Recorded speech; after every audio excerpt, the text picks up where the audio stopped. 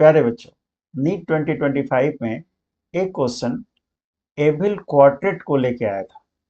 आइए समझते हैं कि ये क्या होता है।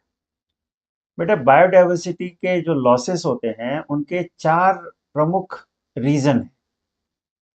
उनमें से सबसे पहला रीजन है हैबिटेट लॉस एंड फ्रेगमेंटेशन। इसका मतलब ये होता है कि मान लो कि कोई एरिया है जहाँ की बायोडायवर्सिटी बहुत रिच है।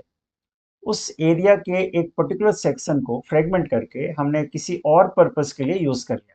हमने वहां पर मॉल बना ली, वहां पर हमने रेसिडेंशियल कॉम्प्लेक्स डेवलप कर लिए, तो उस एरिया का जो बायोडायवर्सिटी था उसका तो लॉस हो गया। ये सबसे इंपॉर्टेंट रीजन माना जाता है बायोडायवर्सिटी के लॉस का। दूसरा इंपॉर्टेंट रीजन होता है alien species invasion. Alien species exotic species को कहते हैं, जो किसी दूसरे एरिया से एंटर करके इन्वेट करके उस पर्टिकुलर एरिया के डाइवर्सिटी को क्या करते हैं, खत्म कर देते हैं। तो alien species invasion second important reason हो गया। तीसरा इंपॉर्टेंट रीजन होता है ओवर एक्सप्लॉयटेशन। किसी पर्टिकुलर रीजन में ओवर हंटिंग हो गई, वहां पर ओवर फिशिंग हो गई, तो वहां के डाइवर्सिटी का, बायोडाइवर्सिटी का क्या होता है, लॉस हो जाता है। और चौथा और आखिरी रीजन है को एक्सटिंक्शन।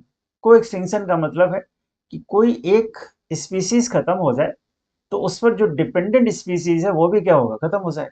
इसी को को एक्सटिंक्शन कहते हैं।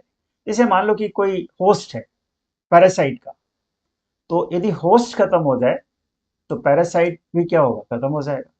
इसी को को एक्सटिंक्शन कहते हैं। I hope you understand. Thank you.